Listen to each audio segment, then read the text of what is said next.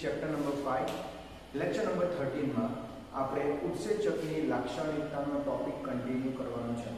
હવે ઉત્સેચકની લાક્ષણિકતાની આપણે વાત કરીએ તો પહેલી વસ્તુ આપણે જોયું કે ઉત્સેચકની કાર્યક્ષમતા। તમને ખબર છે કે ઉત્સેચક જે છે પ્રતિ મિનિટે 10 લાખ અણુ સાથે શું કરી શકે, સંયોજાઈને નિપજમાં રૂપાંતર કરી શકે છે।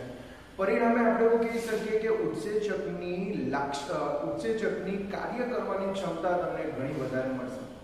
બીજી વસ્તુ જો આપણે ઉત્સેચક માટે જો જોયું હોય તો ઉત્સેચકનો સ્વભાવ, કોઈ યોગ્ય પ્રક્રિયા માટે ઉત્સેચક પણ શું જોઈશે, યોગ્ય જોશે, એટલે ચોક્કસ પ્રક્રિયા માટે નિશ્ચિત તમારો ઉત્સેચક રહેશે।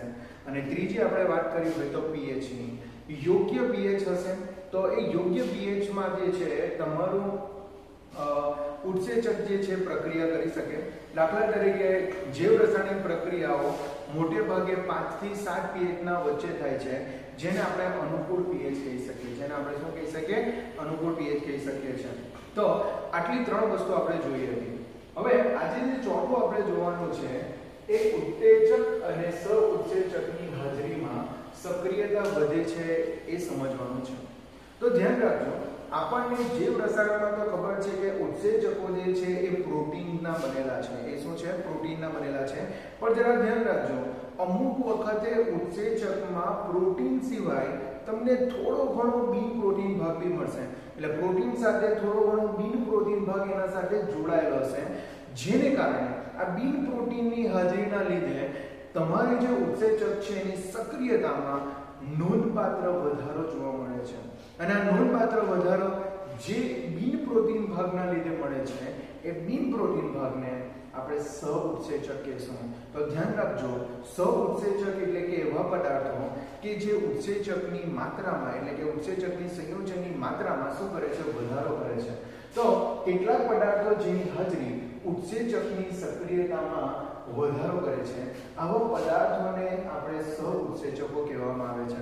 અને આપણને એ પણ ખબર છે કે સહઉત્સેચકો જે છે પ્રોટીન સિવાય તમને એમાં બિન પ્રોટીન ભાગ મળશે।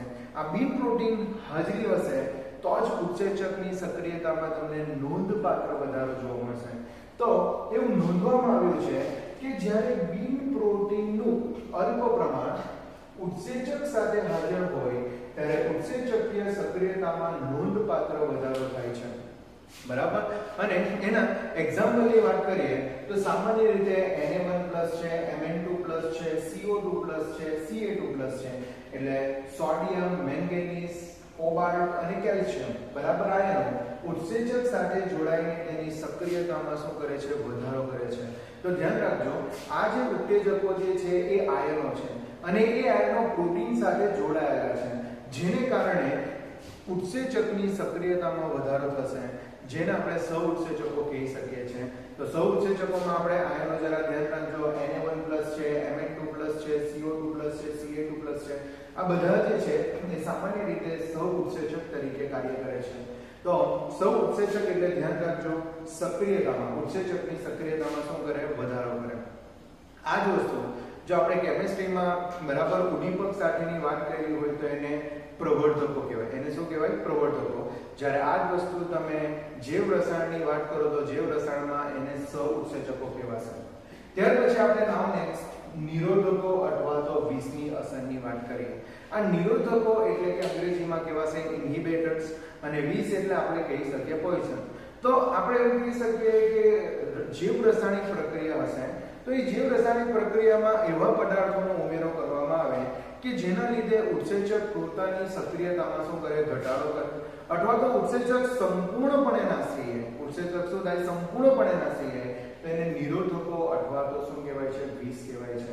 તો નિરોધકો અથવા તો વિષ કોને કહેવાશે કે એવા પદાર્થો આપણે જૈવ રાસાયણિક પ્રક્રિયામાં ઉમેરીએ કે જેનાથી એની સક્રિયતામાં શું થાય, ઘટાડો થાય, અથવા તો એ સંપૂર્ણપણે શું થઈ જાય, નાશ થાય, તો એને એઝ આપણે નિરોધકો કહી શકીએ અથવા તો એઝ આપણે એને વિષ કહી શકીએ છીએ। તો સામાન્ય ઉદ્દીપકની હાજરીમાં ઉત્સેચકમાં કેટલાક પદાર્થોની હાજરી નિરોધક પામે છે। નિરોધક પામે છે એટલે કે નિરોધક અથવા તો વિષ જે સક્રિય ક્રિયાશીલ સમૂહ સાથે ઉત્સેચક પારસ્પરિક ક્રિયા કરે છે અને ઉત્સેચકની ઉદ્દીપકીય સક્રિયતામાં ઘટાડો કરે છે। તો ધ્યાન રાખજો, આપણો જે ઉત્સેચક જે છે એ ઉત્સેચક સામાન્ય રીતે બરાબર સામાન્ય રીતે એવા પદાર્થો સાથે જોડાશે કે એના સાથે પારસ્પરિક ક્રિયા કરીને જે છે એ ઉદ્દીપકીય સક્રિયતામાં શું કરશે ઘટાડો કરશે અને ઘટાડો કરે અથવા તો સંપૂર્ણપણે નાશ કરે એને એઝ આપણે વિષ કહી શકીશું અથવા સંપૂર્ણપણે નાશ કરે છે એને એઝ આપણે શું કહી શકીએ નિરોધકો અથવા તો વિષ કહેવામાં આવે છે હવે આ નિરોધકો અથવા તો વિષનું એક્ઝામ્પલનો જો આપણે વિચાર કરીએ તો આપણે એવું કહી શકીએ કે અમુક દર્દીઓ જે છે એ લોકોએ કાયમની દવા લેવા પડતી હોય છે સપોઝ એમ સમજી લો ડાયાબિટીસ છે ઓકે અથવા તો પ્રેશરના પેશન્ટો છે ઓકે એ લોકોએ જે છે દરરોજ 2 ગોળી અથવા તો 3 ગોળી એ લોકોએ લેવા પડે છે અથવા તો 1 ગોળી લેવા પડે છે તો જ્યારે ડેલી યુઝીસમાં આપણે ઔષધોનો ઉપયોગ કરીએ છીએ ત્યારે આ ઔષધો જે જગ્યાએ કામ કરવાના છે એ જગ્યાએ તો એઝ એ શું બનાવશે પ્રક્રિયા કરીને ઉત્સેચકીય પ્રક્રિયાને ઝડપી તો બનાવશે પણ અમુક પ્રક્રિયા સાથે જોડાઈને પ્રક્રિયામાં શું કરશે તો અમુક પ્રક્રિયા જે રાસાયણિક પ્રક્રિયામાં ખલેલ પણ પહોંચાડશે અને ખલેલ પહોંચાડશે પરિણામે એના લીધે તમને એ દવાની સાઈડ ઇફેક્ટ પણ મળશે તો સાઈડ ઇફેક્ટ મળવાનું રીઝન શું તો ઘણી વખત ઔષધો પોતાની જગ્યાએ જ્યાં કાર્ય કરવાનું હશે એ તો કાર્ય કરશે પણ બીજી કોઈ જૈવ રાસાયણિક પ્રક્રિયા સાથે જોડાઈને એની સક્રિયતામાં શું કરશે ઘટાડો કરશે જેના લીધે તમને સાઈડ ઇફેક્ટ મળશે તો એ સાઈડ ઇફેક્ટ જે છે એ તમારો ઉદ્દીપકીય વિષ અથવા તો નિરોધક આપણે કહી શકીએ છીએ તો આ રીતે તમારું સહઉત્સેચક અને વિષ આવશે હવે આપણે નામ નેક્સ્ટ જે છે ઉત્સેચકની ઉદ્દીપનીય ક્રિયાવિધિની વાત કરવાની છે કેની વાત કરવાની છે ઉત્સેચકની ઉદ્દીપનીય ક્રિયાવિધિની વાત કરવાની છે હવે ઉત્સેચકમાં ઉદ્દીપનીય ક્રિયાવિધિ કેવી રીતના થાય તો જેટલા બી ઉત્સેચકો છે મોટે ભાગે જો આપણે વિચાર કરીએ તો એમાં છિદ્ર રચના છે ઉત્સેચકો આપણે જે બી લઈએ એમાં તમને મોટે ભાગે છિદ્ર રચના જોવા મળે હવે એ છિદ્રનો ચોક્કસ આકાર હોય છે એ છિદ્રનો શું હોય ચોક્કસ આકાર હોય છે હવે ચોક્કસ આકાર કેમ તો એમાં જે છે એમાં COOH છે NH2 છે OH છે આવા અલગ અલગ સમૂહો છે અને એ અલગ અલગ સમૂહને કારણે એ યોગ્ય છિદ્રની શું કરે છે રચના કરે છે હવે આ છિદ્ર રચનામાં આપણો જે ઉદ્દીપક જે છે જરા સમજો આપણો જે ઉદ્દીપક જે છે એનો પૂરક આકાર બનાવશે અને એનો પૂરક આકાર બનાવીને શું બનાવશે જોડાઈ જશે સમજો દાખલા તરીકે એમ સમજી લો કે આપણા પાસે જૈવ રાસાયણિક પ્રક્રિયામાં પ્રક્રિયક છે બરાબર આ રીતે પ્રક્રિયક છે તો પ્રક્રિયકનો જે તમને આ રીતેનો આકાર મળશે રાઈટ આ રીતેનો તમને જે આકાર મળશે એ પ્રક્રિયકનો આકાર એમાં રહેલા ક્રિયાશીલ સમૂહનો આકાર છે એમાં રહેલા શું છે ક્રિયાશીલ સમૂહનો આકાર છે હવે આ પ્રક્રિયકની સામે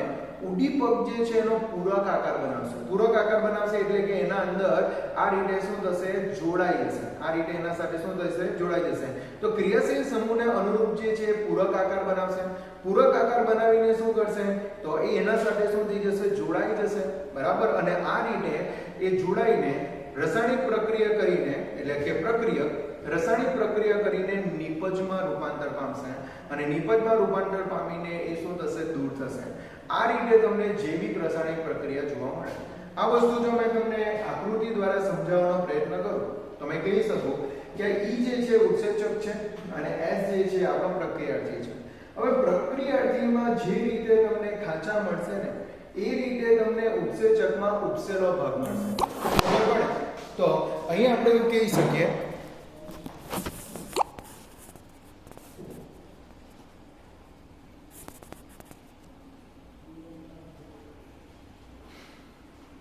અહીંયા આપણે એવું કહી શકીએ કે પ્રક્રિયાર્થી જે છે એનો જે ખાંચાવાળો ભાગ છે એટલું જ વસ્તુ જો તમે ઉત્સેચકમાં જોશો તો ઉત્સેચકમાં એટલો તમને ઉપસેલો ભાગ મળશે જે એના સાથે નજીક આવીને બંધ બેસશે તો શું થશે તો આ જે તમારો પ્રક્રિયાર્થી જે છે પ્રક્રિયા કરશે અને પ્રક્રિયા કરીને કેમાં રૂપાંતર પામશે નિપજમાં રૂપાંતર પામશે એટલે S જે છે એ છૂટો પડીને તમને બે છૂટી નિપજો આપશે તમને શું આપશે બે છૂટી નિપજો આપશે અને આ રીતે તમારી પ્રક્રિયા બે તબક્કામાં થાય છે પહેલા તબક્કાની આપણે વાત કરીએ તો પહેલા તબક્કામાં પ્રક્રિયાર્થી સાથે ઉત્સેચકનું બંધન એટલે કે પ્રક્રિયાર્થી ઉત્સેચક સાથે જોડાશે અને તમારું સક્રિયકૃત સંકીર્ણની રચના કરશે એટલે પ્રક્રિયાર્થી પ્રક્રિયાર્થી ઉત્સેચક સાથે જોડાઈને સક્રિયકૃત સંકીર્ણ બનાવશે આ સક્રિયકૃત સંકીર્ણ જે છે એ તમારું ES છે, બરાબર? એ તમારું શું છે? ES છે.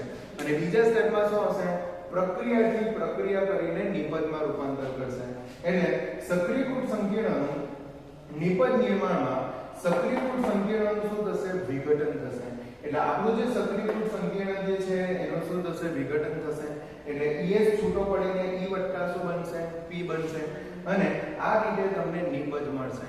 તો જરા ધ્યાન રાખજો, ઉત્સેચક ઉદ્દીપન ક્રિયાવિધિમાં આપણે એવું કહી શકીએ કે મોટા ભાગના ઉત્સેચકો જે છે એમાં તમને છિદ્ર રચના જોવા મળે.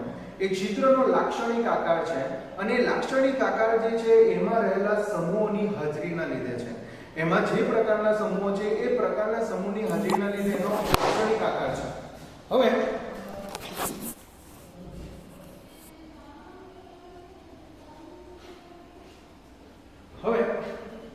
આ જે તમારો જે લાક્ષણિક આકાર જે છે એ લાક્ષણિક આકારનો પૂરક આકાર તમને ઉત્સેચકનો મળશે અને ઉત્સેચક એના સાથે જોડાશે.